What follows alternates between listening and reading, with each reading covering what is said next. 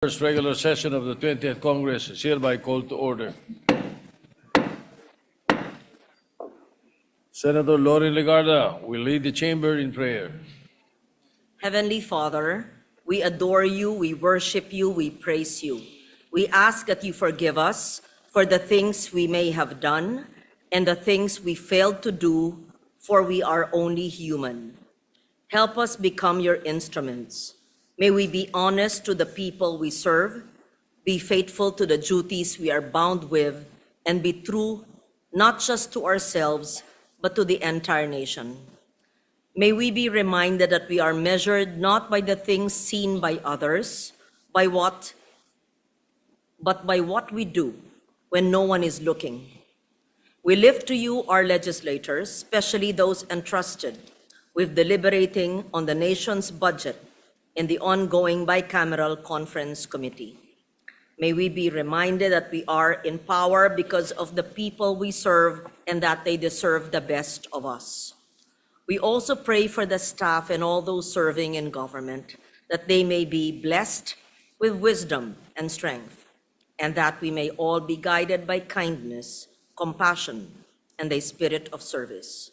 Guide our nation in the right path of justice, peace, and healing.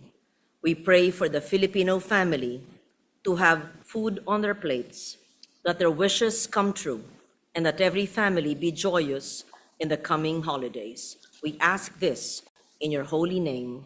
Amen. The Secretary will please call roll. Roll call of members.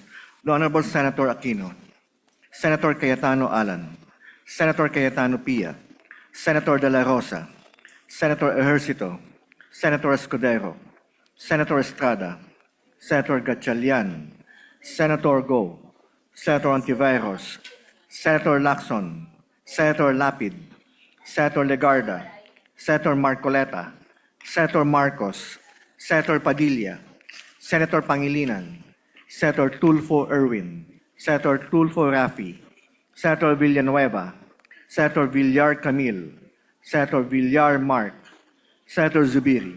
The Senate President is present.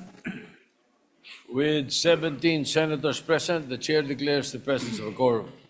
Majority Leader. Thank you very much, Mr. President. Mr. President, we are honored to have with us today Ms. Kayla Sanchez, the triple gold medalist in swimming of the Southeast Asian Games.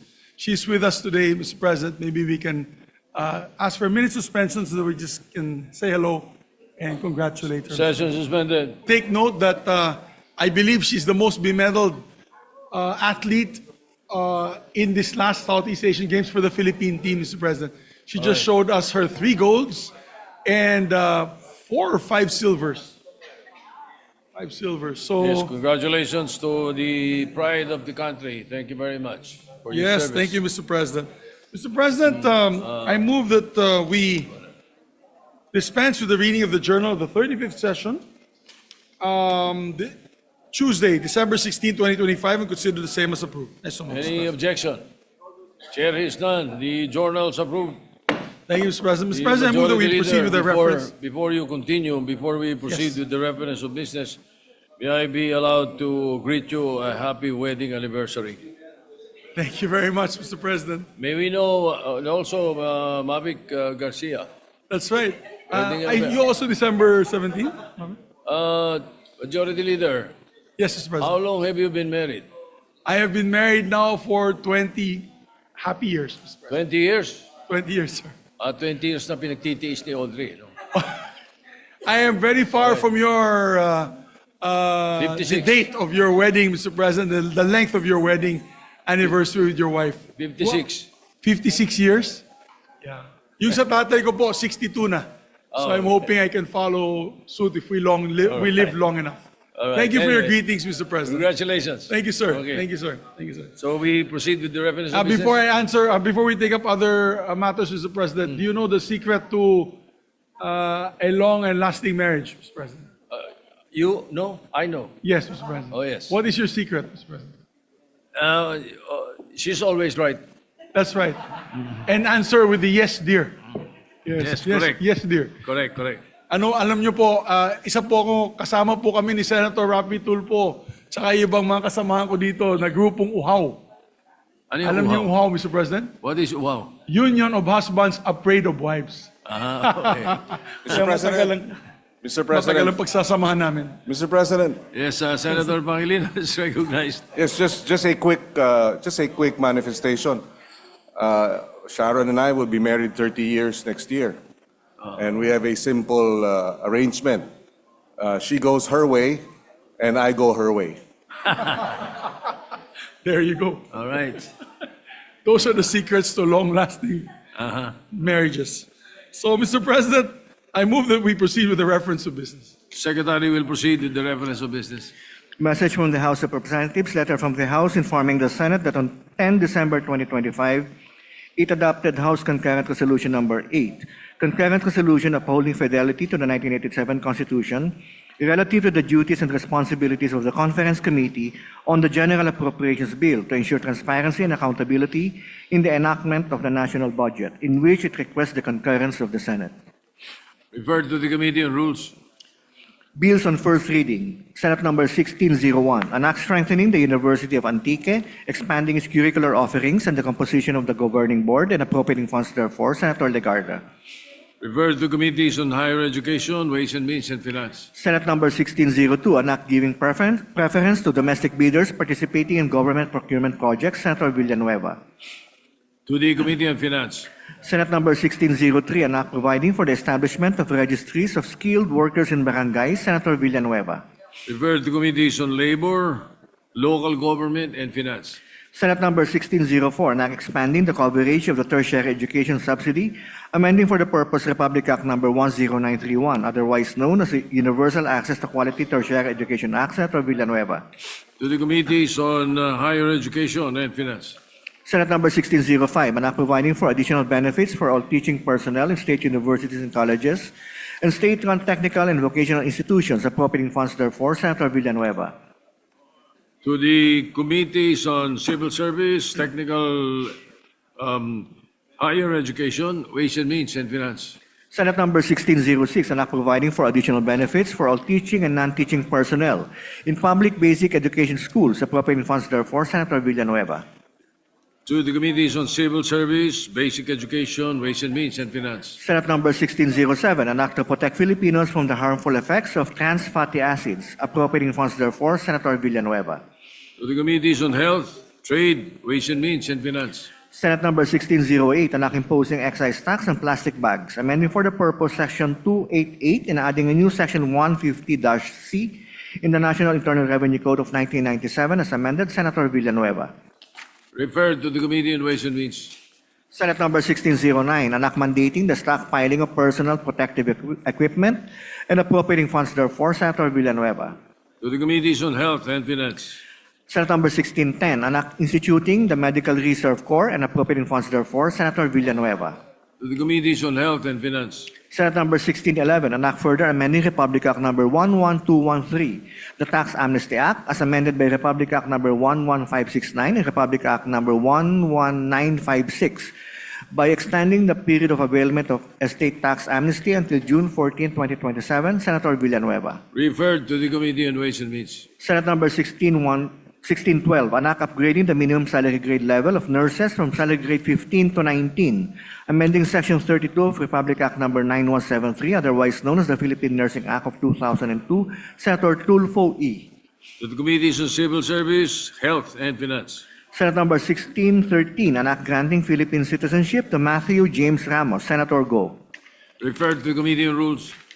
Senate number 1614, an act institutionalizing the public basic education schools in geographically isolated and disadvantaged and conflict-affected areas, providing access roads leading to last-mile schools and appropriating funds therefore. Senator Tulfo E.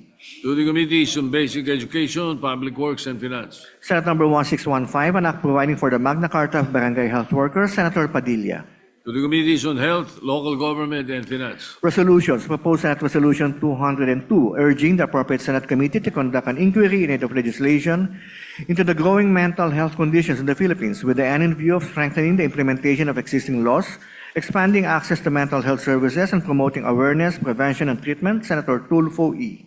Referred to the Committee on Health. Resolution number 203, commending and congratulating Miguel Tabuena for winning the International Series Philippine Golf Championship at the Santa Elena Golf and Country Club, thereby bringing great pride and honor to the nation. Senator Go. Referred to the Committee on Rules. Resolution number 204, commending and congratulating the Philippine team that represented the country in the 2025 World Amateur Golfers Championship World Final held in Jeju Island, South Korea, from 31 October to 8 November 2025, led by team captain and overall lowest net champion Roberto Antonio Ronin Leviste, for their exemplary performance and for bringing honor and pride to the nation. Senator Go. Referred to Committee on Rules. Majority Leader.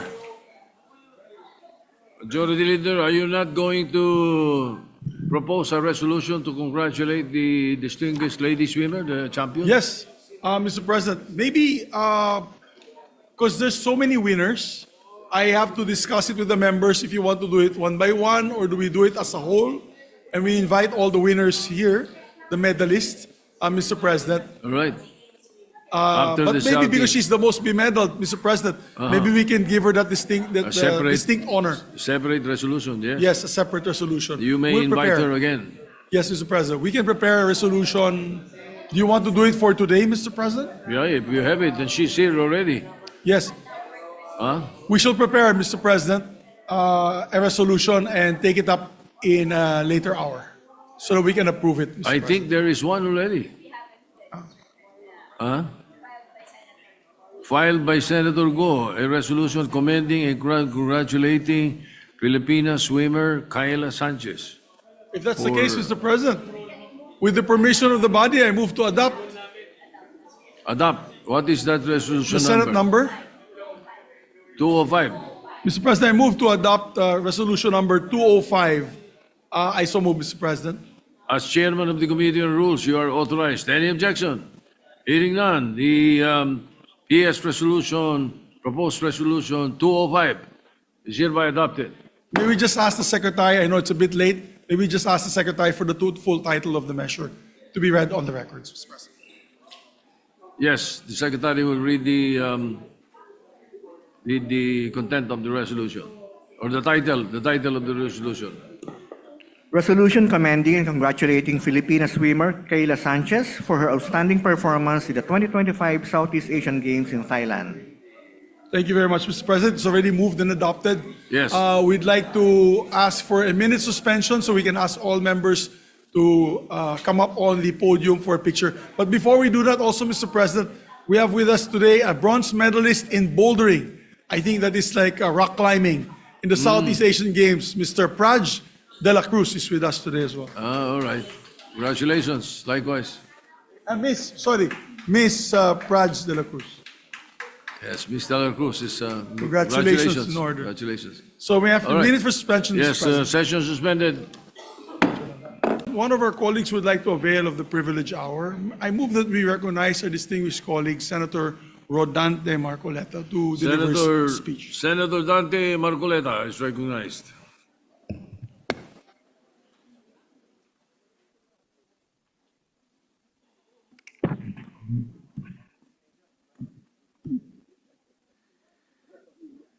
Mr. President, distinguished colleagues,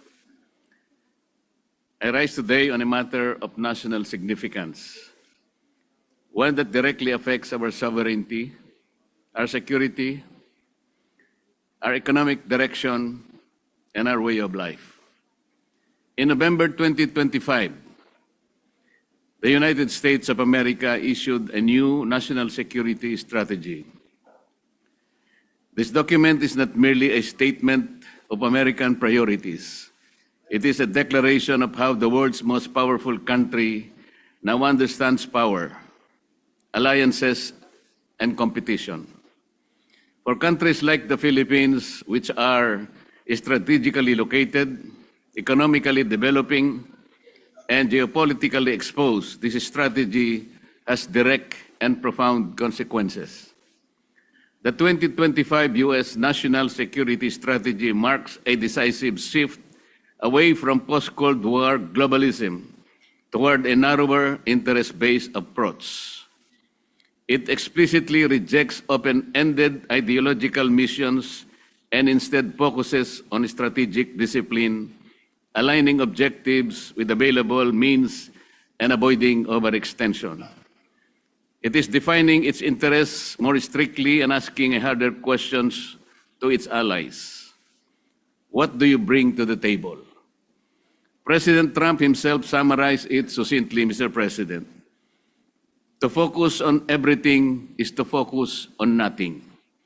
At its core, the strategy asserts more on the survival and security of the United States of America as a sovereign republic, it being the paramount objective.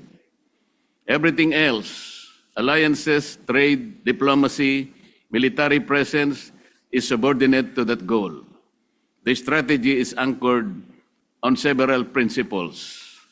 One, America first, defined not as isolationism but as a prioritizing U.S. workers, industry, and sovereignty. Two, peace through strength, requiring the strongest economy, advanced technology, and most capable military in the world. Three, economic nationalism, including reshoring industry and securing critical supply chains. Four, fairness and burden sharing, rejecting free riding by allies and encouraging greater investment in one's own defense.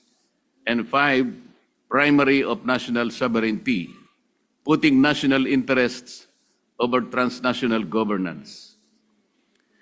Mr. President, this is a leading global force that no longer apologizes for power and no longer subsidizes partners who do not invest in their own defense or economic future. The strategy makes unmistakably clear that the United States seeks to reassert comprehensive primacy in its own neighborhood. It declares that the Western Hemisphere must be secured politically, economically, commercially, and militarily under U.S. leadership, an approach described as the Trump corollary to the Monroe Doctrine. Nowhere in this shift more consequential than in the Indo-Pacific region. The strategy identifies the Indo-Pacific as the central arena of long-term strategic contention, particularly with China. U.S. objectives include preventing the dominance of critical maritime choke points, maintaining freedom of navigation and overflight, securing supply chains and deterring conflict, especially in Taiwan and the troubled South China Sea. Central to this effort is what strategists call the first island chain, a defensive arc stretching from Japan through Taiwan, the Philippines, and down through Indonesia. The strategy explicitly clarifies that the U.S. diplomacy should press allies and partners along this chain to grant greater access to ports and facilities, spend more on their own defense, and invest in credible deterrent capabilities. Mr. President, let us be clear. The Philippines is no longer peripheral. Our geography alone places us at the heart of this strategic struggle. This reality presents both opportunity and risk. First, heightened strategic importance is tied with conditions. As a treaty ally along vital sea lanes and adjacent to the South China Sea, the Philippines is now of increased strategic value to the United States. Our territory, ports, airfields, and maritime domain are viewed as critical assets. But the strategy is loud and clear, Mr. President. Support is conditional. Allies are expected to contribute and not just to play host. Defense cooperation will increasingly depend on our willingness to invest in our own capabilities, improve interoperability, and demonstrate strategic seriousness. The strategic shift compels us to ask a difficult but necessary question. Where does equity come in? For decades, the Philippines has acted in good faith as a treaty ally. We have costed the 2014 Enhanced Defense Cooperation Agreement, or EDCA, which strengthened the 1951 Mutual Defense Treaty between the Republic of the Philippines and the United States of America. In 2023, we expanded from 5 existing EDCA locations to 4 more locations, opening our territory, airspace, and communities to magnify U.S. presence. For many years, this arrangement was justified by the understanding that the Mutual Defense Treaty served as a reliable security umbrella, assuring us that deterrence and protection were shared responsibilities. Yet today, even as we have provided access and geography, the new doctrine signals that these resources are no longer sufficient.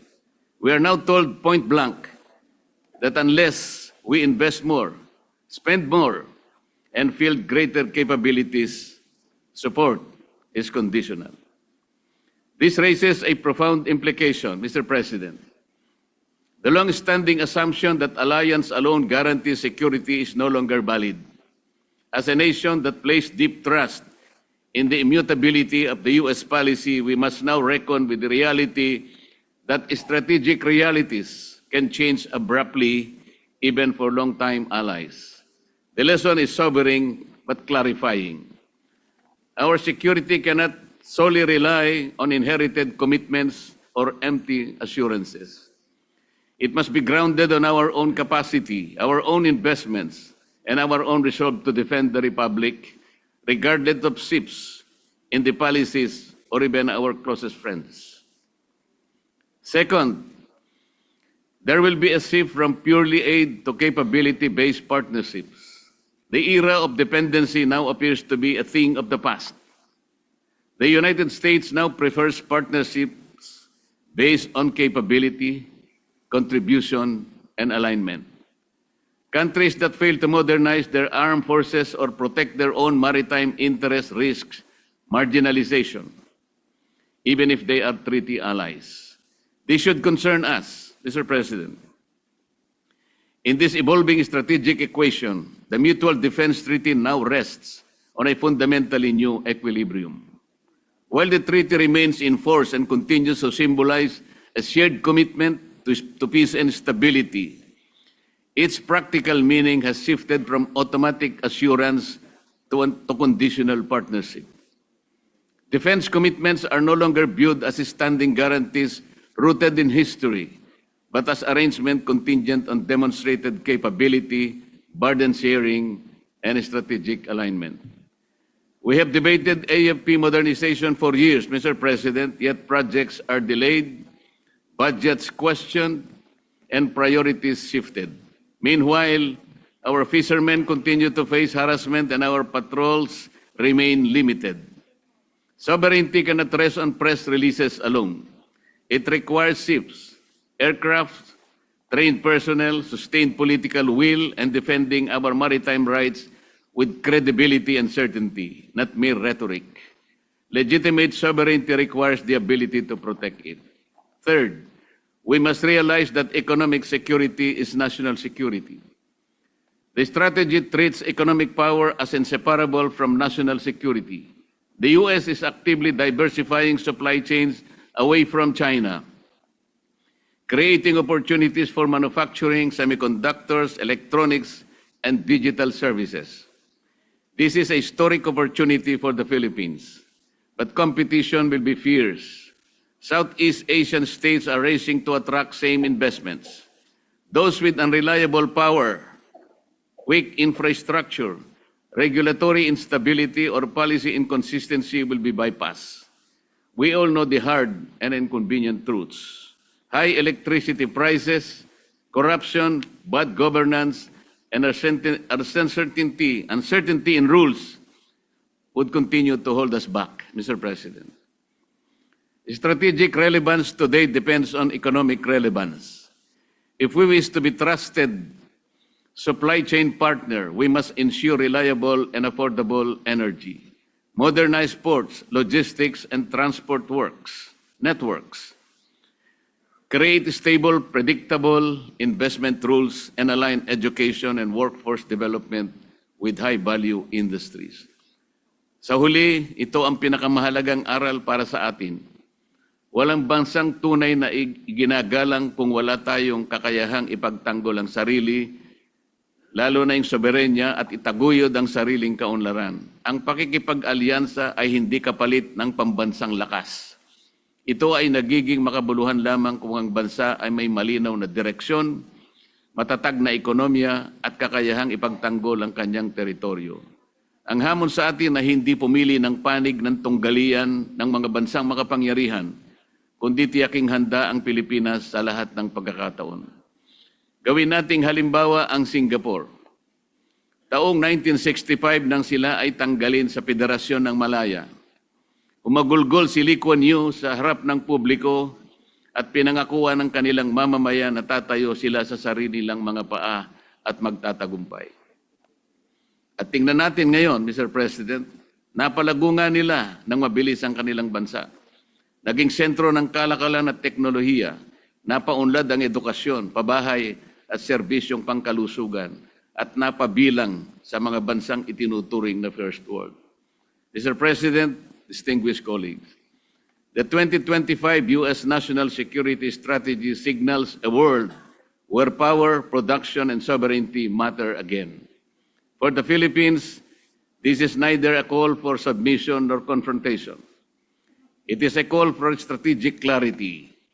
We must understand that alliances are strongest when they rest on mutual capability, not dependency. Economic development without security is fragile.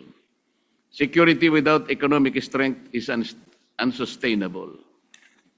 If we prepare, invest, and act decisively, we can protect our sovereignty, strengthen our economy, and secure prosperity for future generations. If we remain passive, underprepared, and reactive, we risk being sidelined in a world that no longer waits for those who hesitate. The lesson before us is clear, Mr. President. National development, defense, readiness, and strategic purpose must move together. Sa panahong nagbabago ang balanse ng kapangyarihan sa mundo, ang pinakamahalagang paninindigan ng Pilipinas ay ang manatiling matatag, handa at makiling sa sariling interes at pambansang kagalingan. Maraming salamat, Mr. President. Majority Leader. Primary committee ito. Sa foreign relations o sa national relations? We can make it joint.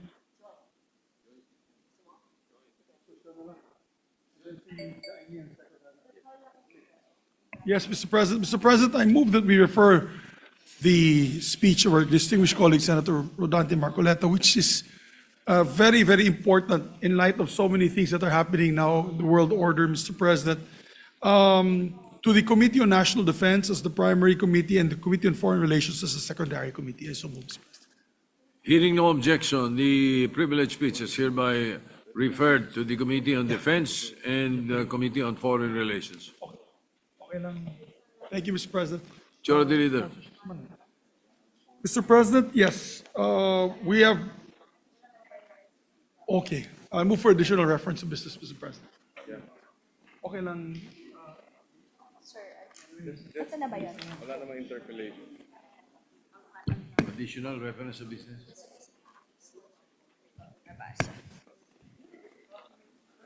Anyway, Majority Leader, we have additional reference of business so Yes, that we Mr. can President, I continue move with for the the... reference of business addition. All right, the Secretary will proceed with the reference of the additional reference of business. Additional reference of business, bills on first reading. Senate Bill 1616, an act prohibiting the establishment of political dynasties by Senator Ejercito.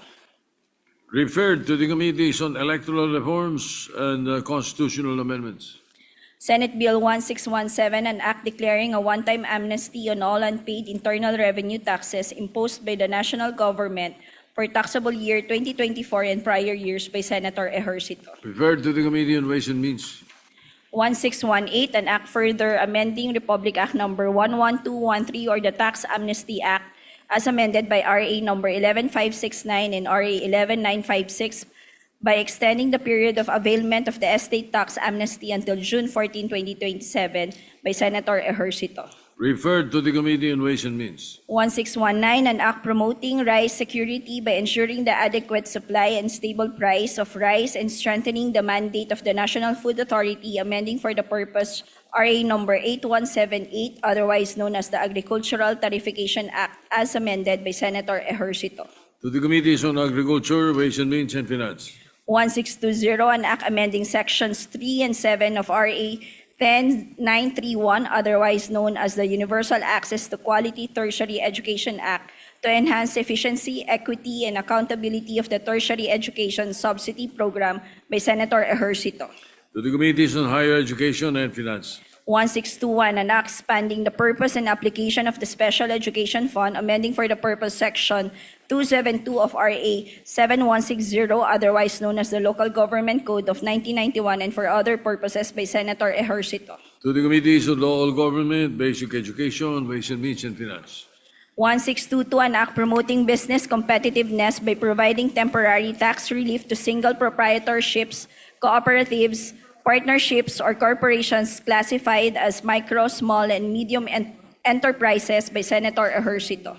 To the Committees on Trade and Ways and Means. 1623, an act strengthening the people's right to information on matters of public concern and implementing the state policy of full public disclosure of all its transactions involving public interest, providing mechanisms for their effective exercise and for other purposes by Senator Hontiveros. To the Committees on Public Information, Civil Service, and Finance. Resolution, PSR 206, resolution congratulating and commending the Philippine Practical Shooting Team on their winning performance in the 2025 33rd Southeast Asian Games in Chonburi, Thailand by Senator De La Rosa. To the Committee on Rules. Committee report. Committee report number 22, prepared and submitted jointly by the Committees on Agriculture, Food and Agrarian Reform and Finance on Senate Bill number 1624 with Senators Pangilinan and Marcos as authors thereof. An act creating a Congressional Commission on Agricultural Fisheries and Food Security to review, assess, and evaluate the state of Philippine agriculture and recommend innovative and targeted policy reforms in agriculture, appropriating funds, therefore, recommending its approval and substitution of Senate Bill numbers 1199 and 1345, sponsor Senator Pangilinan. To the calendar for ordinary business. Majority Leader. Thank you very much, Mr. President. Mr. President, I move to transfer from the calendar of ordinary business to special order Senate Bill number 1624 under Committee Report number 22. I so move. Any objection? Hearing none, it's so transferred. I move that we consider the measure, Mr. President, Senate Bill number 162. Any objection? Hearing none, consideration is in order. We will ask the Secretary to read the title. Secretary will read the title of the measure without, oh yes, go ahead, it's not a resolution. You may proceed with the title. Senate Bill number 1624, an act creating a Congressional Commission on Agriculture, Fisheries, and Food Security to review, assess, and evaluate the state of Philippine agriculture and recommend innovative and targeted policy reforms in agriculture, appropriating funds, therefore. Mr. President, may we recognize the sponsor of the measure, no other than distinguished Chairman of the Committee on Agriculture, Senator Francis Kiko Pangilinan. The Chairman of the Committee on Agriculture, Senator Francis Pangilinan, is recognized to sponsor the measure. Maraming salamat, Ginoong Pangulo, sa ating mga natatanging kasamahan. Kinalulugod kong sponsor ang Senate Bill 1624, ang Congressional Commission on Agriculture, Fisheries, and Food Security. Nasa krisis ang agrikultura at pangingisda ng ating bansa. Krisis na ramdam sa buhay ng bawat Pilipino. Tulad ni Mang Ambo, na madaling araw pa lang sa Nueva Ecija ay nagahampas na ng lupa. Sa kanyang palayang ilang dekada na rin niyang sinasaka. Pataas ng pataas ang kanyang gastos, abono, krudo, at mga binhing huli kung dumating. Pagdating ay anihan. Trader ang nagdidikta ng presyo. Kulang na kulang ang napagbebentahan niya ng palay para makabayad sa mga inutang. Oo, meron siyang masasaing na bigas pero wala ng pera para ayusin ang sirang bubong o makapagtabi para sa susunod na bagyo. Wala rin sa 4 niyang anak ang gustong magsaka. Sa Santa Cruz, Manila naman, may isang nanay na 2 anak ang nagbibilang ng dalang barya sa tapat ng karinderya. 20 pesos na ang isang cup ng kanin, 1 cup of rice. Mahal kahit pritong galunggong at pakbet. Kaya ipagkakasya na lang niya ang 1 cup of rice para sa kanilang mag-iina at bibili na lang ng instant pansit canton na 20 pesos din. Hindi na siya pupunta sa talipapa. Kaya hindi niya, ika nga, namamarites na maraming gulay galing Benguet ang nabubulok. Nabubulok lang. Hindi kilometro ang sukatan ng layo ng sakahan ni Mang Ambo at ng pinggan ng nasabing nanay. Nasusukat ang layo sa wasak na sistema, sa inaaksayang ani at sa mga patakarang hindi kumukunik. Ito ang krisis na kinahaharap natin.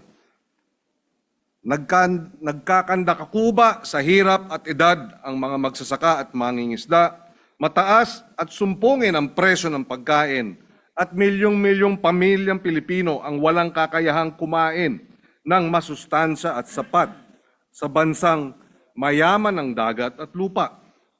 The Agriculture, Fisheries, and Food Security Commission is not just another committee.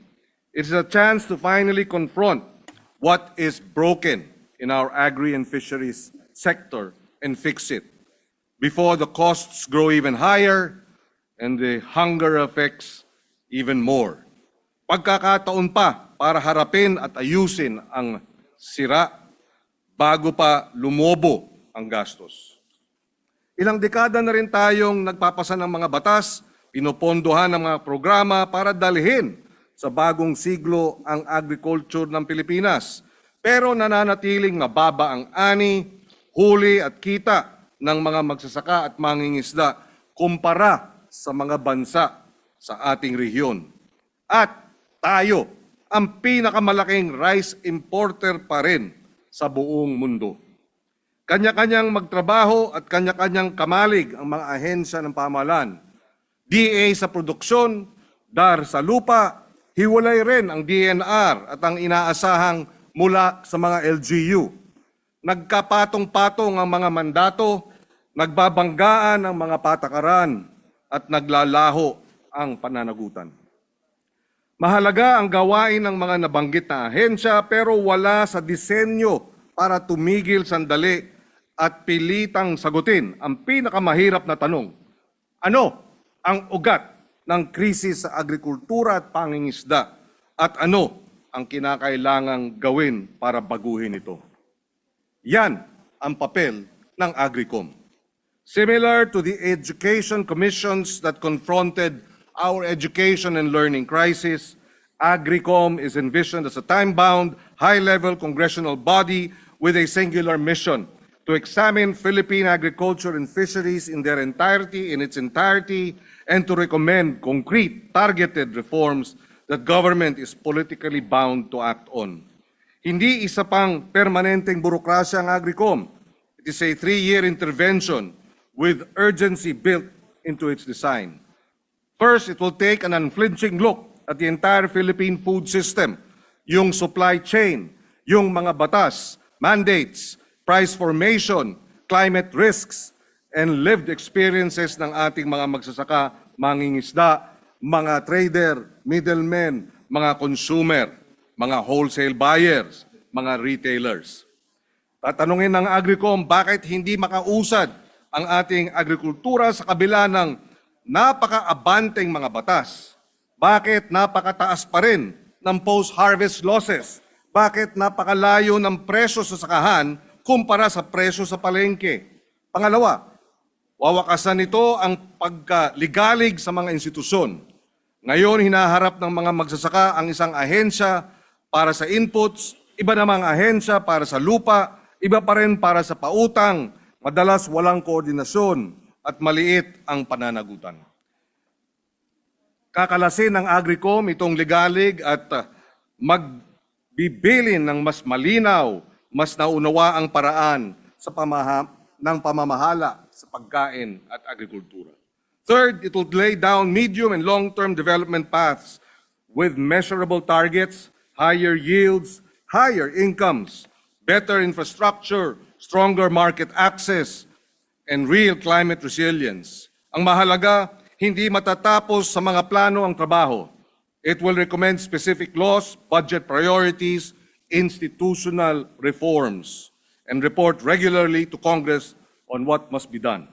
Panghuli, bibigyan puwang ng Agricom ang mga nagpapakain sa bansa. Sentro sa prosesong ito ang mga magsasaka, mangingisda, agrarian reform beneficiaries, indigenous communities, scientists, agribusiness practitioners, logistics providers, LGUs, at civil society. May mga nagtatanong, hindi ba masyadong mabagal ang 3 taon para sa kagyat na problema? Nandito ang gutom at mas mataas na ang presyo ng bilihin. Sinisikipan na mismo ng mga magulang ang kanilang mga sinturon, nalulunod na ang ating mga magsasaka sa utang, tila peligroso maghintay. Dalawa ang tracks, now and next. Immediate measures can and must happen now. Fully implement Sagip-Saka so government buys directly from farmers and fishers, expand feeding and nutrition programs, provide credit and inputs, crack down on smuggling and hoarding. None of these require waiting for a commission. Iba ang papel ng Agricom. It is a surgical team tasked to fix the deep recurring failures that keep producing the same crisis year after year. Fragmented mandates, misaligned incentives, weak extension and data systems, underinvestment in research and infrastructure, dysfunctional supply chains from farm to city, exploitative and oppressive economic relations in the agri and fisheries sector, and regulatory capture, corruption in the bureaucracy. Ano ang ibig sabihin ng tunay na food security? Sapat na kita para sa mga magsasaka at mangingisda. Mga sistema ng food production na kayang labanan ang pagbaha, pagtuyot, bumibili ang mga paaralan, mga ospital ng gobyerno, feeding programs mula sa local producers, pinatatatag ang pamilihan ng paggasta ng pamahalaan. Tumatagos ang mga layuning ito sa anumang ahensya at batas na may kinalaman sa pagkain. Walang iisang departamento ang makakapaghanay at makakapag-isa sa kanila. Kaya natin itatayo ang Agricom. Its value lies in creating a politically powerful, technically grounded center that can finally say, ito ang daan mula sa sakahan patungo sa pinggan. At ito ang mga kailangang reforma para madaanan ito. Mr. President, sa taong 2027, 30 taon na ang RA 8435 o ang Agriculture and Fisheries Modernization Act of 1997. At matapos ang halos 3 dekada, ang Pilipinas ang pinakamalaking importer ng bigas sa buong mundo, isa sa pinakamataas ang presyo ng pagkain sa Southeast Asia, at nasa doble ang poverty incidence sa hanay ng magsasaka at mangingisda kumpara sa buong populasyon. Sa huli, isang pasya o desisyon para sa maraming henerasyon ang Agricom. Papayag ba tayong ganito pa rin sa susunod na mga dekada? Na nauubos ang mga magsasaka, na hirap-hirap ang mga mangingisda sa mga sinisimot ng yamang dagat, na pataas ng pataas ang presyo ng pagkain kahit junk food, o gagamitin ba natin itong krisis para itayo muli ang isang bansang marunong pakainin ang sarili? Sisiguraduhin ng Agricom na ang Estado ay nasa likod at sumusuporta sa lahat ng nagtatanim at nangingisda. Ang tagal na nating ipinagliliban ng reforma, hindi na tayo makakapaghintay pa. Ngayon ang panahon ng pagkilos, buuin na natin ang Agri and Fisheries Food Security Commission. Huwag nating itapon ang pagkakataong ito. Salamat po. Majority Leader. Next to co-sponsor the measure, Mr. President, our distinguished colleague from Tarlac and Pampanga, Senator Rodante Marcoleta. Senator Dante Marcoleta is recognized. Maraming salamat, Mr. President. Noong isang linggo po, Mr. President, ako po ay dumalaw sa munisipyo ng Claveria sa Cagayan Valley. Kahit po tayo ay abala sa ating gawain dito, ay pinagbigyan ko po na mabisita yung mga magsasaka sa lugar na yon, sapagkat una ko po silang nakausap noong 2022, Mr. President. At nung balikan ko sila nung isang linggo ay hindi mo maipinta sa kanilang mga mukha, Mr. President, ang kagalakan sapagkat nakita nila yung kaganapan ng mga ipinangako natin, lalong-lalo na po yung tatlong water impounding dams po na nakatutulong po sa kanilang pagsasaka ngayon. 3 barangay po yon, Mr. President, ang barangay Baksay, ang barangay Tabugan, at saka yung barangay Union. Nakakaingit po ang nakita ko, Mr. President, sapagkat kagaya naman po ng alam nyo, ako rin po ay lumaking isang magsasaka. Sana yung nakita kong yon ay magawa sa iba't ibang panig ng ating bansa. Napakalaki po ng iniunlad ng kanilang pagsasaka, Mr. President. Kung di po ako nagkakamali, ay nakuha nilang madoble yung kanilang output sa pagsasaka.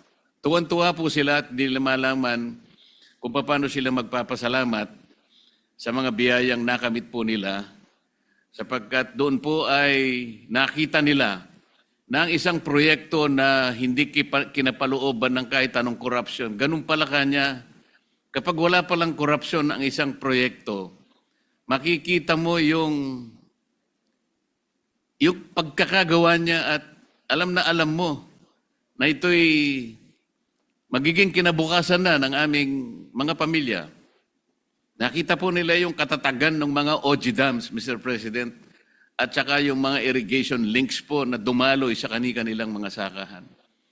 Pagkatapos po ay tumuloy ako sa Pidig, isa pong munisipyo ng Ilocos Norte, Mr. President.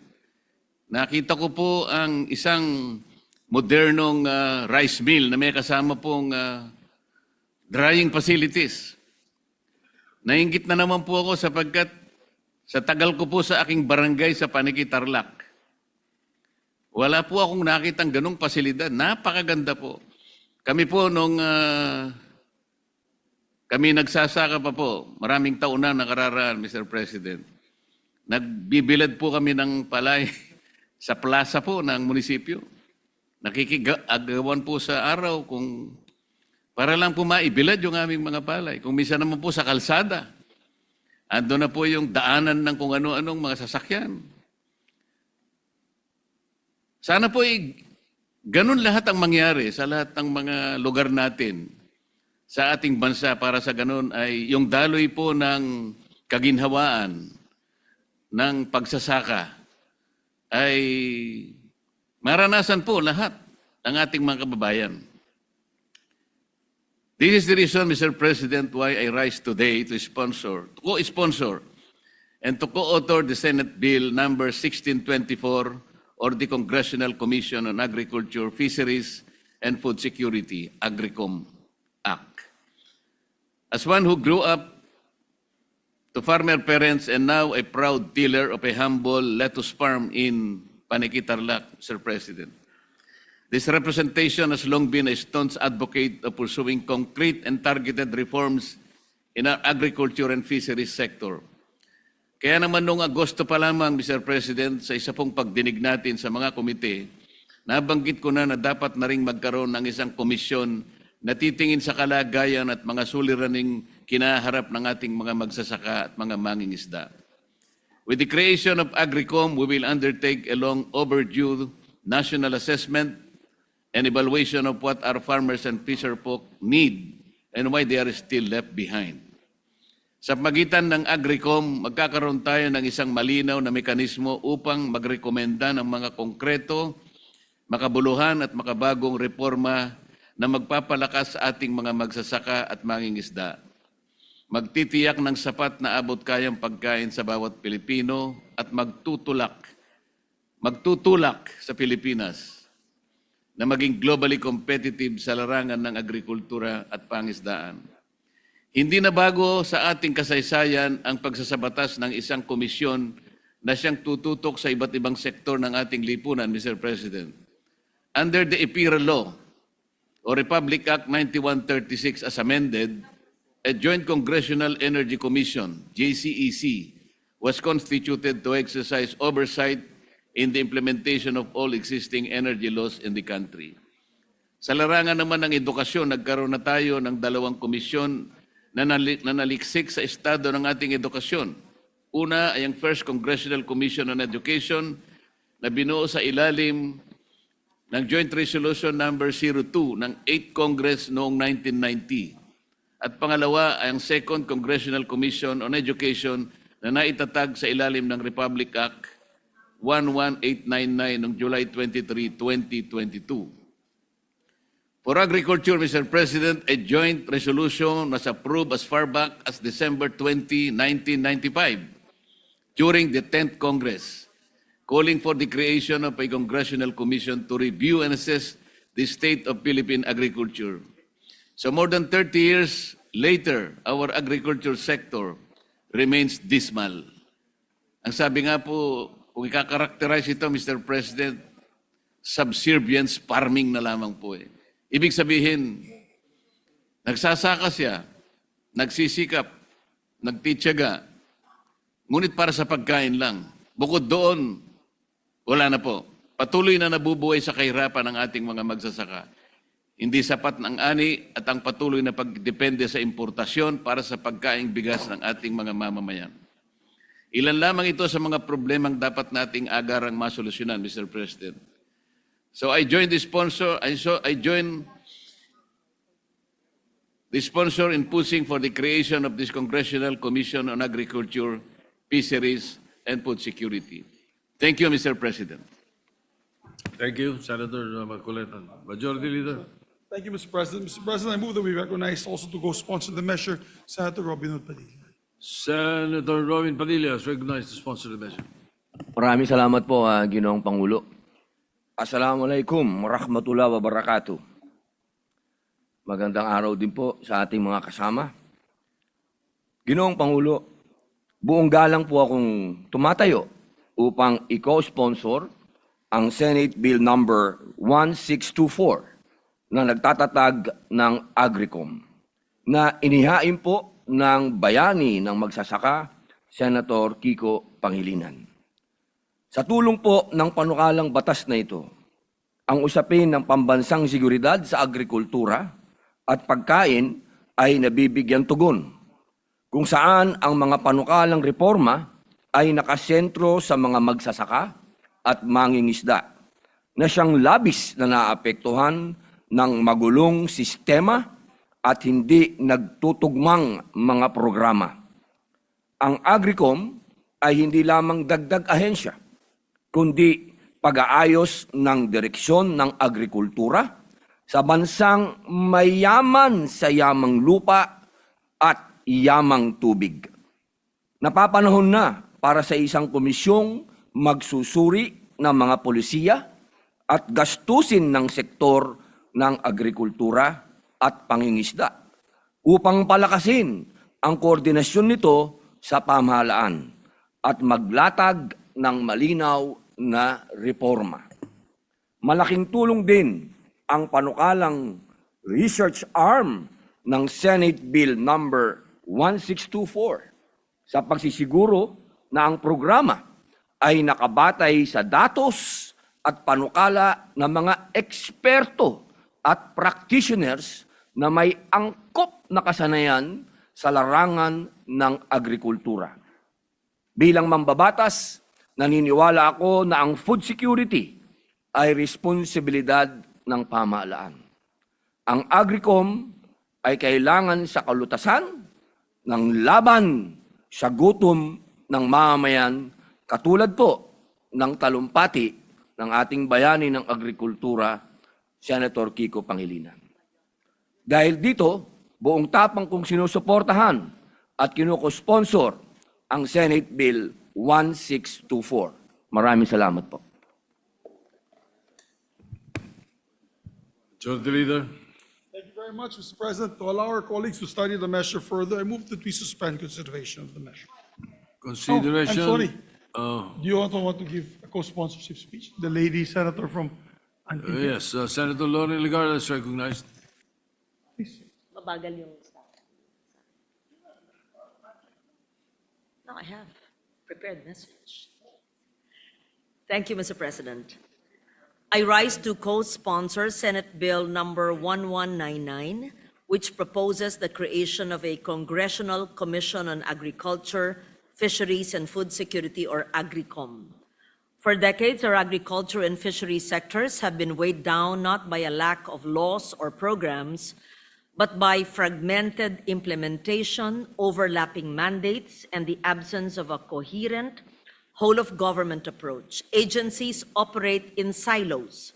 Policies often move in different directions, and resources are spread thinly, resulting in low productivity, persistent poverty among farmers and fisherfolk, and continuing threats to our food security. This measure responds to that structural weakness. AGRICOM is envisioned as a time-bound, independent, and data-driven commission that will comprehensively review existing policies, programs, and expenditures in agriculture and fisheries, identify conflicts and redundancies, and recommend targeted, measurable, and actionable reforms. It strengthens Congress's ability to exercise informed oversight and to legislate based on evidence rather than piecemeal interventions. The bill recognizes the interconnected realities of food security, climate change, rural development, and market competitiveness. By promoting coordination among national agencies, local governments, private sector, cooperatives, academia, and civil society, AGRICOM provides a platform for integrated solutions that respond to conditions on the ground. At a time when climate risks, supply chain disruptions, and rising food costs place increasing pressure on both producers and consumers, this measure offers a strategic and forward-looking path towards a more resilient, productive, and inclusive agriculture sector. For these reasons, Mr. President, I am honored to co-sponsor with a sponsor, Senator Kiko Pangilinan, and urge our colleagues to support the said measure. Thank you. Thank you, Senator Legarda. Majority Leader. Thank you very much, Mr. President. With that, Mr. President, move to suspend consideration of the measure to allow our colleagues to study. Hearing no objection, the consideration of the measure is suspended. Thank you, Mr. President. Mr. President, I move that we resume consideration on Senate Bill number 1509 under Committee Report number 13. This is the Philippine Geriatric Center. I so move, Mr. President. Any objection? Thank you. Hearing none, consideration of 1509 is in order. Mr. President, I move that we recognize the sponsor, Senator Risa Ontiveros, and to interpolate as this distinguished colleague, Senator Jinggoy Ejercito Estrada. Senator Risa Ontiveros is recognized to sponsor and to interpolate Senator Jingo Estrada.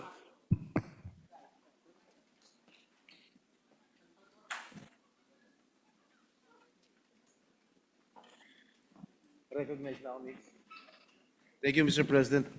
Will the beautiful lady yield to some few questions? Ang hirap sagutin nung tanong, Mr. President, dahil sa premise. Pero of course po, handang-handa po akong at welcome pong sumagot sa mga tanong ng good gentleman mula sa San Juan. Mr. Maraming President. salamat, Ginoong Pangulo. Has the Department of Health conducted needs assessment or epidemiological study showing that a standalone Philippine geriatric center is the most cost-effective intervention for elderly care, Mr. President?